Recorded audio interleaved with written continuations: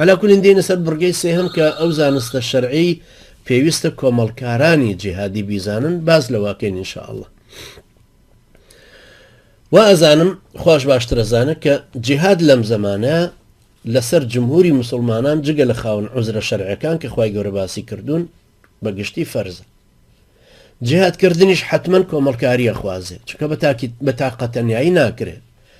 ئەکرێ وەکو خۆی کە بیکە بە جیهادیش بۆی حسێب بێ مادام نیەتەکەی پاکە خۆی خسۆتە ناو دژمنانە و کوشتاری کردووە تا کوژراوە. بەڵام ئەمە بەرهەمێک ناهێنێتە دیکە عزەتی مسلمانانی بۆ بگەڕێتەوە سەروەرەتی شەرع بکاتەوە بیهێنێتەوە بە دارەلئیسلامەک. بۆیە حتممەە بێ ئەم ئەهلە جیهادیە ئەم کەسانەی کە عەقیدە و جیهادەکەیان لەسەرایە و پێی قەنەعەتیان پێی کردووە ئەبێ کۆمەڵکاریەکی باش پێکەوە بنێن. بۆیە پێکەوەنانی کۆمەڵکاری جیهادیەکەش فەرزە چونکە وەسیلەیەکە. کۆمەڵکارە جیهادیەکان پێویستە هەردوو جۆرەکەی زانستی شەرعی ڕەچاو بکەن، یعنی هەم فەرزی عین و هەم فەرزی کیفایی زانست. فەرزی عینی زانستی شەرعی لەسەر مجاهد وتمان دوو لقەیەکی گشتی و لقەکەی تری تایبەتە بەخۆی. ئەو زانستی شەرعی کە فەرزە و گشتیە ئەوەیە کە مجاهد و هەموو مسلمانانی تر لە حکمی هاوبەشن، هەموو مسلمانێکە بێ بە شێوەیەکی گشتی بیزانێ وەکو زانستی تەوحید و پێچەوانەکانی ئەرکەکانی ئیسلام و حرامکراوە گەورەکان و عنی کەبائر و هاوشێوەیان. ئەمە ممکن هەر لە کاتی جیهادەکەشا فێر ببێ بە سێ ڕۆژی مەشقەوانی لەو کاتی کە تەدریبی کلاشکۆفەکەژەکە ئەم دەرسە شەرعیانەشی پێوترێ. هەموو معسکەراتی مسلمانەکان بەم شێوێن ئێستا مەرج نییە پێشتر فێری بێ ئینجا بێتە جیهادەکە. پێغەمبەری خوا صلی الله علیه وسلم لە کاتی جیهادکردنا یاوەرانی خۆی فێری زەروراتی دینەکە ئەکرد، وەکو کە لە فەرمودێ ذات و ئەنواتەکەی هاتبوو کە ئەبو واقیدی لەیثی ڕزای خوای لێبێ جێڕاهێ کە پەیوەندی بە یەکخواناسیەکەوە هەبوو کە ئەسڵی دین و دیندارێتەکە بە شێوەیەکی گشتی بۆ زانستی فەرزی عین. ئامۆژگاریم ئەوەیە کە مسلمانان دوو خاڵ ڕەچاوکەن. یەکەم ئەم کابرای مسلمانان نەکەوێتە سەر دید و هەڵوێستێک هەتا نەزانێ حکمی شەرع دەربارەی چییە. هەروەکو لە بنەماکانی دید و ڕێیان ڕوونمان کردەوە چکە خوای گەورە فەرمێ یا ئەیوهەلەذینە ئامەنوا لا تقدموا بین یدی الله ورسوله. پێشنیار و دید و ڕای خۆتان مەخەنە پێش حکمی خوا و پێغەمبەری خوا، و بۆیە ضروریە تۆ پێش ئەوەی هەنگاو بنێی بۆ هەر کارێک کە ئەیکەی بزانی حکمی شەرعی خوای گەورە لەو ئیشەیە چییە. دووەم لە شارەزایەک بپرسێ ئاخۆ حکمی شەرعی هەڵوێست وەرگرتنی چۆنە لەو شتەیە، چکە خوای گەورە فەرمێ فەسئەلوا ئەهلە الذیکر ئین کنتم لا تعلمون. یعنی لە قورئانەوانان لە شارەزایانی شەرع بپرسن ئەگەر خۆتان نەتانەزانی. کەوابوو بۆ ئەوەی فێری ئەو زانستیە شەرعیە ببی کە فەرزە و گشتیە، تۆ پێویستە ئەمانە لەگەڵ دوای شایەتمانەکەت دوای تۆبەکردن دوای گەڕانەوەت بۆ دینەکە بزانی. فەرزەکانی نوێژ ئەزانی، عەقیدە فێرەبی، تەوحید بە شێوەیەکی گشتی ئەزانی کە خوا بە یەکناسین چۆنە. پاشان عیبادەتەکان فێرەبی، هەندێک حەڵاڵ و حەرام، ئەنجا محەڕەماتەکان فێرەبی، گوناحە گەورەکان. ئەنجا دێنە سەر ئەو زانستیە شەرعیەی کە فێربوونی فەرزی تایبەتە لەسەری کە بریتە لە شەرعەتی جیهادەکە. ئەمە یەکەمیان وەکو هەموو مسلمانێک پێویستە ئەمە بزانێت. معلوماتێکی گشتی دەربارەی عەقیدە و عیبادەت و شەریعەت، وەزانینی محەڕەماتەکان. ئەنجا دوای ئەوە ئەگەڕێ بە دوای ئەو زانستیە تایبەتەیە کە لەسەر ئەم فەر بووە بە فەرزی عین. ئەم پارەی هەیە کەوابوو زەکاتی لێدرێ بێ ئەحکامی زەکات فێر بێ. مادام پارەدارە حەجیەکەوێتە سەر کەوابوو فێربوونی ئەحکامەکانی حەج لەسەر ئەم فەرزە. ئەم ئەوێ بڕوا بۆ جیهاد کەوابوو فێربوونی زانستە شەرعەکە کە لەسەری فەرزە لە جیهادا ئەوەیە کە ئەبێ شەرعەتی جیهادەکە و ڕۆشنی ئاڵای و زانراوی ئەمیر و کۆمەڵکاریەکە و ئەو نیەتە پاکەی کە ئەمیشەیەتی و قازانجی ئەو جیهادەش ئەمانە وەکو ڕوونمان کردەوە پێشتر پێویستە ئەمانە بزانن. ئەمانە فەرزی عینن لەسەر ئەو کەسەی کە ئەڕوا بۆ جیهاد. ئەمەش بەوە بێ کە بزانێ ئایا بەڕاستی جیهادی شەرعیانەیە یا هەر ناوی بێ ناوەرۆک. ئەمە لەسەر مسلمانان فەرزە، چونکە ناشێ خۆ بخاتە ژێر ئاڵا و ڕیزی کۆمەڵکاریەکەوە تا نەزانێ ئایا شەرعیە یان نە. چونکە جیهاد لە دەستدانی گیان و ماڵ و لە دەستدانی ڕەنج و کاتە و پێویستە حکمی شەرع دەربارەی بە تەواوی ڕۆشن بێ. بەڵگەی ئەمە ئەو مناقەشەیە کە لە نێوان سەیدنا ئەبوو بەکر و سەیدنا عومەر خوالیان ڕازی بە دەربارەی جیهادی دژی مرتدەکان ڕوویدا کە سەیدنا ئەبوو بەکر خوا لێ ڕازی بە بڕیاریدا کە جەنگ لە دژیان بەرپا بکە چکە لە دوای کۆچی دوای پێغەمبەری خوا عەلەیهی سەڵات وسەلام لە ئیسلام هەڵگەڕابوونەوە جەنگ بەرپاکردنەکەی بەرامبەریان بە جیهادی شەرعیە بینی کە ئەمە لە سەیدنا عومەر شاراوە بوو بەڵام سەیدنا ئەبوو بەکر خوا لێ ڕازی بە بۆی ڕوون کردن أبو هريرة قال الرازي بأجارته لما توفي رسول الله صلى الله عليه وسلم واستخلف أبو بكر بعده وكفر من كفر من العرب قال عمر لأبي بكر كيف تقاتل الناس وقد قال رسول الله صلى الله عليه وسلم أمرت أن أقاتل الناس حتى يقولوا لا إله إلا الله فمن قال لا إله إلا الله عصم مني ماله ونفسه إلا بحقه وحسابه على الله فقال والله لأقاتلن من فرق بين الصلاة والزكاة فإن الزكاة حق المال والله لو منعوني عقالا كانوا يؤدونه إلى رسول الله صلى الله عليه وسلم لقاتلتهم على منعه فقال عمر فوالله ما هو إلا أن رأيت الله قد شرح صدر أبي بكر للقتال فعرفت أنه الحق بخاري روايتي كردوها لأبو هريرة أفرمي كاتب پیغمبر خوا صلى الله عليه وسلم كوتشي دواي كردو أبو بكر لدواي أو بو بخليفة لعرب كان أوي لدين هالقراية وهالقرانة عمر كر خطاب خواه لرازي به بأبو بكر فرمو شون جنگ دجي خلقان برپا أكي كألن لا إله إلا الله كبيغمبر خوا صلى الله عليه وسلم أي فرمو فرمانم بيدرا وجنگ لقل خلقيا بكم تألن لا إله إلا الله هر کەسێک وتی لا إله إلا الله ئەوە خوێن و گیانی لێم حرام کردووە پێویستە بپارێزرێ مەگەر مافێکی ئیسلامی لەسەر بێ محاسەبەکردنیشی لە دەست خوای گەورەیە ئەبوو بەکر فەرمووی بەخوا قەسەم جەنگ بەرپاکەم بەرامبەر هەر کەسێ جیاوازی بخاتە نێوان نوێژ و زەکات و زەکاتیش مافە و لە سامانایە بەخوا قەسەم ئەگەر کاتی خۆی پەتکێکیان دابێ بە پێغەمبەری خوا عەلەیهی سەڵات وسەلام و ئێستا نەیدەن تا لێیانە سێنم بەرامبەریانە جەنگم سەیدنا عومەر فەرمووی ماوەیەکی نەبری تر دڵنیا بووم کە خوای گەورە بەرچاوی ئەبوو بەکری ڕۆشن کردووە تا ئاوا بەرامبەر پاشگەز بووەکان بجەنگێ زانیم کە ئەبوو بەکر لەسەر حەق ئەمە زانینی ئەو ئاڵایەیە کە کابرای مجاهید ئەخوازێ وتیشمان کە ئەڵێن ئاڵا مەبەستمان ڕێباز و ئامانج و دید و هەڵوێستی شەرعیانە نەکەرەونەی بەیداخێکی بەرز کردوتەوە الله ئەکبەرێکی لێ نووسیوە خۆ سەدام حوسێنیش هەروای کردو بەیداخێکی بەرز کردەوە و الله ئەکبەری ئیزافە کرد بۆ عەلەمی عراقی کەوابوو زانینی ئەو ئاڵایە زانینی ئەو دید و ڕێباز و بزاوت و هەڵوێستا کە کابرای مجاهید ئەخوازێ لەژێر سایە جیهاد بکە ئەویش زۆر گرنگە پێغەمبەری خوا عەلەیهی سەڵات وسەلام لە حەدیسی مسلمە ئەفەرمێ ومن قاتل تحت راية عمية يغضب لعصبة أو يدعو إلى عصبة أو ينصر عصبة فقتل فقتلة جاهلية أفرمي هر کەسێک لەژێر ئاڵایەکی چۆرانەیە بجەنگێ ومن قاتل تحت راية عمية و بانگەشەی دەمارگیری بکە يغضب لعصبة و لەبەر خاتری تیرە و هۆزی حەماسەت بیگرێت و بیەوێ ئەوان سەرخا ئاوا بکوژرێ ئەوە کوژرانەکەی جاهلیانەیە وەکو ئەهلی جاهلیەت مردووە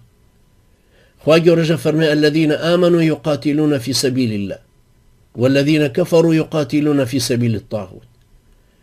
مسلمانان لە پێناوی خوادا ئەجەنگن کافرانیش لە پێناوی تاغوتە ئەجەنگن لە پێناوی شەیتان و بت و حکمی جاهلیەتە ئەجەنگن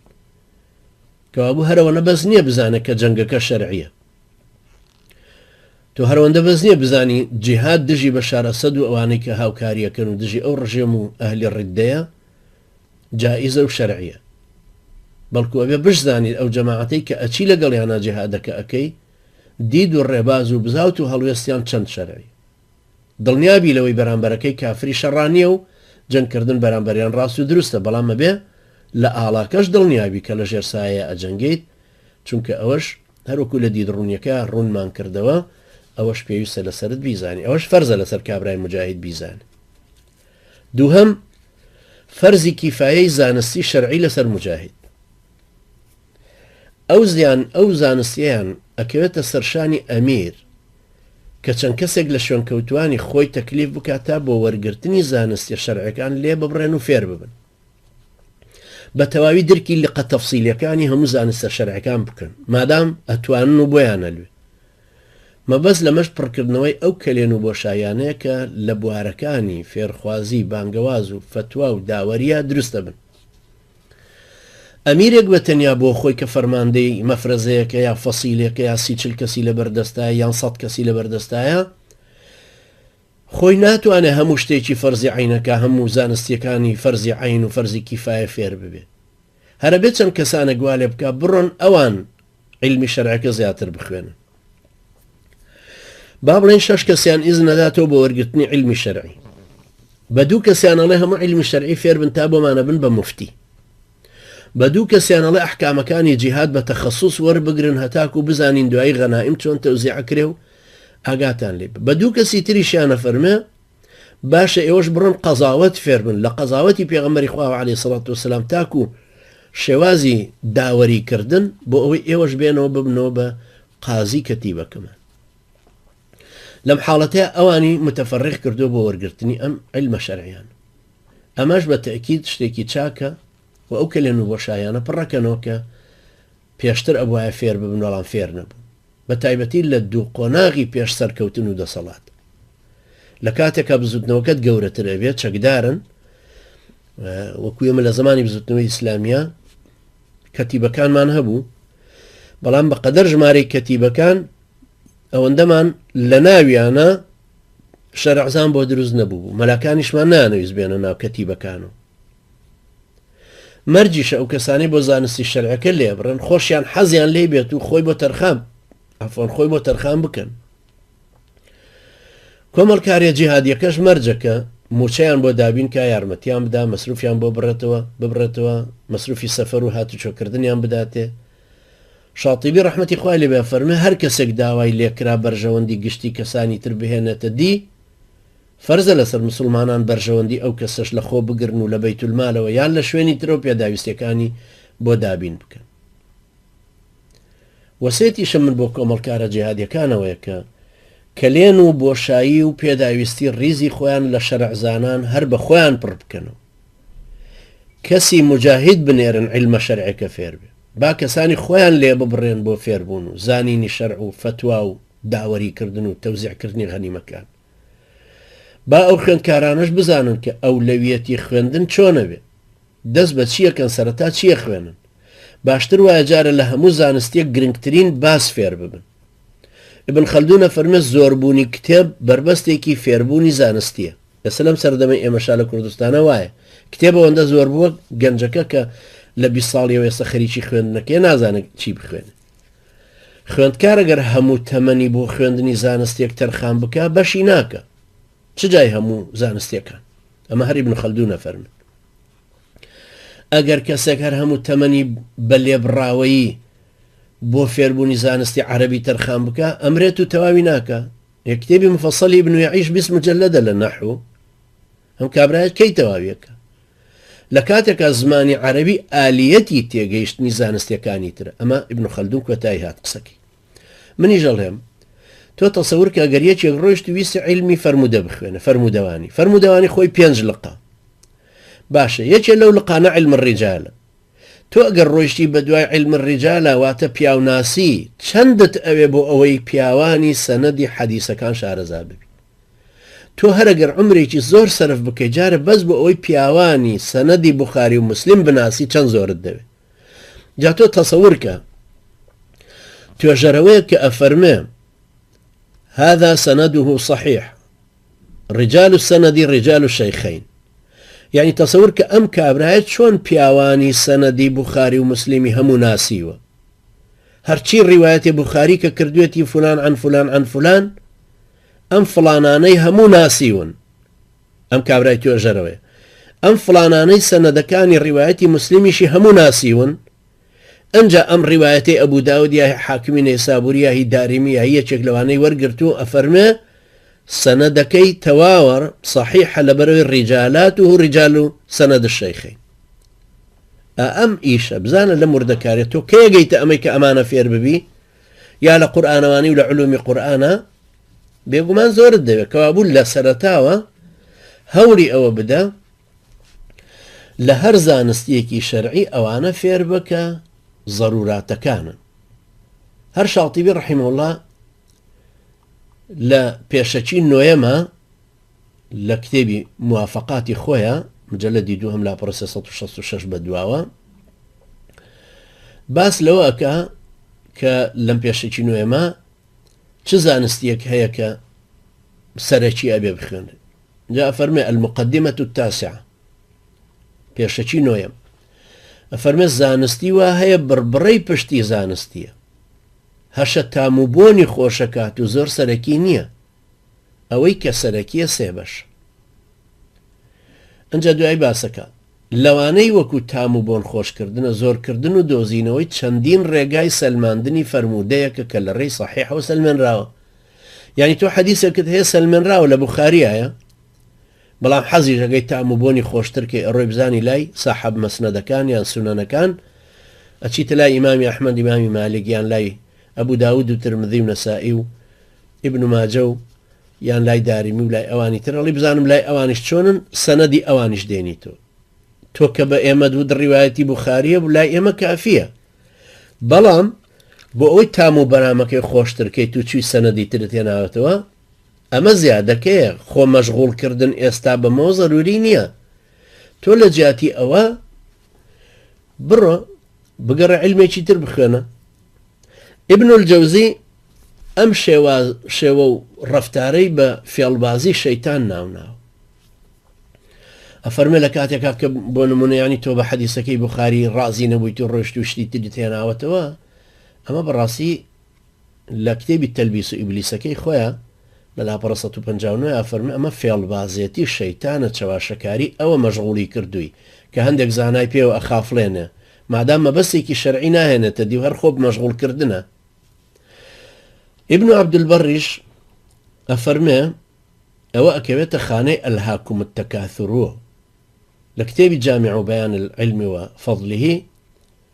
لا مجلد يدوهم لا برصة سيدوها فرمي أم قرانا بدواي هند زانستي شرعية كضرورة كانين بيداوستينين وسركينين بربري بشتنين أما براسي لخاني ألهاكم التكاثر واتا أواني كبيانو خافلاون گومان لەوەیانە کە کۆکردنەوەی سەنەدی جیاوازی فەرموودەیەک سوودی زۆرە وەکو ئەوی سەنەدەکە جێمتوانەترەکە زیادەی تری بۆ دۆزێتەوە مانای زیادەتری هەیە پند و ئەحکامی زیاتری لێوە وەرەگیرێ لەوانەیە کەلیمەیەک لە یەکێک لە ڕیوایەتەکانە فەرقێکی هەبێ ئەنجا ئەزانرێ لە کوێوە سەحیحە و لە چ سەنەدێکیانە لاوازە هۆی لاوازیەکە چیە و هەروەها هۆی هاتنی فەرموودەکە لە یەکێکی تریانە ڕوونەبێتەوە چەندین سوودی تر لە یەکێکی تریانە ئەبینی لە شێوەی ڕیوایەتی یەکێکیانە بە ئیسم هاتووە لەوی تریانە بە فعل هاتووە لێرە فەرقێکی هەیە دەرسێکی تری لێوەرەگیرێ ئەمانە هەمووی باشن بەڵام مەبەستەکە ئەوەیە کە خوێندکاری شەرع سەرەتا بە گرنگترین باسەوە خەریک بێ پاشان گرنگتر و گرنگ خوێندکاری جیهادی شەروایە سەرەتا ئەوانە بخوێنە کە پێویستترینن ئەنجا ئەوانی تر بخوێنێ کەوابوو پوختەی باسمان لەم ئاڵقە دەرسەیە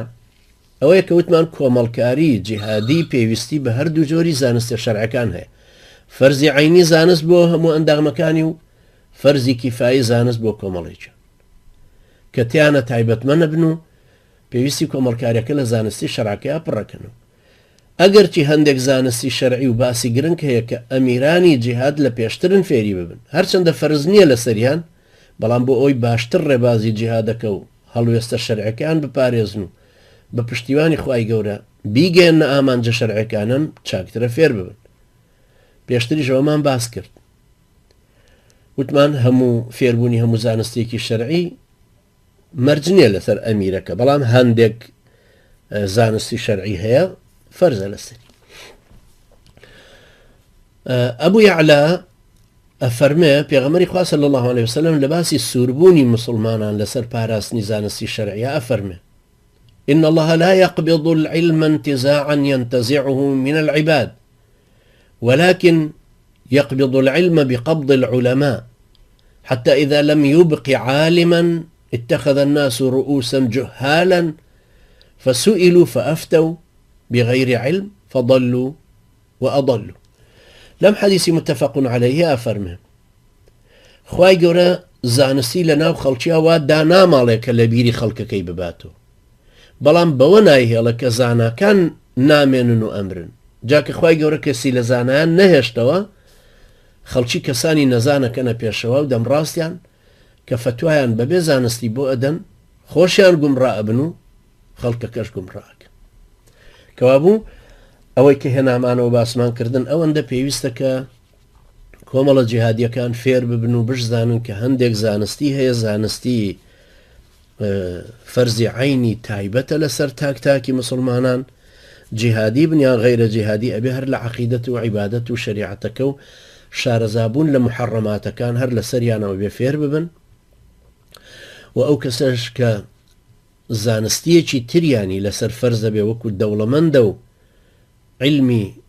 زەکات و حەجی لەسەر فەرزە بێ زانینی ئەحکامە شەرعیەکانی ئەو دوو فەرزە یان جیهادیەکە و ئەوێ بچێ بۆ جیهاد و ئەو زانستیانەی لەسەر فەرزە بن کە بزانێ یەکەم نیەتی خۆی پاکاتەوە و دووهەم ئاڵای ئەو جەماعەتە بزانێواتە دید و ڕێباز و بزاوت و هەڵوێست و مەناهیجیان بزانێ و هەروەها بزانێت کە ئایا چەند سوودی هەیە و چۆنەکەوێتە ناو جیهادەکەوە و چەند ئیستیفادە ئەکا کاتێک کە ئەمانەش هەمووی پێویستە فێر ببێ و بزانێ ئەمەش پێم وایە ئەگەر خوای گەورە یارمەتی دەرمان بێ و جەماعەتێکی جیهادی دروست ببن هەر لەو چەند حەفتانەی یان لەو چەند مانگانەی کە تەدریباتی چەکەکە لەسەر بەکارهێنانی ئەو چەکانی کە لە ساحەکەی خۆیان هەیە هەروەها پلانەکانی شەڕ و کەمیندانان و سەنگەر هەڵکەندن و شارەزابوون لە ئەجیزەی جاسوسی و لە تەکنۆلۆژی و ئەقمار سەناعی و لەو جۆرەشتانە لە هەمان کاتیشە بەقەدەر ئەوانەش یان نیوەی ئەوەش فێری عیلمە شەرعەکان ئەبێ و ئەو کاتە ئەو فەرزەشی لەسەر لا ئەچێ کەوابوو هەبوونی زانستی پێشوەختی علمی شەرعی لەسەر مجاهد مەرج نییە و مجاهد دەتوانێت بڕوا و لە معسکەرەکە شافێر ببێ والله تعالى أعلم خوای گەورە یارمەتی دەرمان بێ کە ئەوەندەی باسمان کرد لە باسی زانستی شەرعی بۆ کۆمەڵکاری جیهادی کە بایەخی پێ بدەین و شارەزای ببین و تا خوای گەورە یارمەتی دەرمان بێ بتوانین کۆمەڵکاریەکی جیهادی لە وڵاتی خۆمانە بهێنینە دی مەسئولیەتی ئیسلامەکە هەڵگرە و غوربەتی ئیسلامان پێلا بچێ و دار الإسلامەکەمان بیناکەینەوە أقول قولي هذا واستغفر الله لي ولكم وجزاكم الله خيرا وصلى الله على محمد وعلى آله وصحبه وسلم تسليما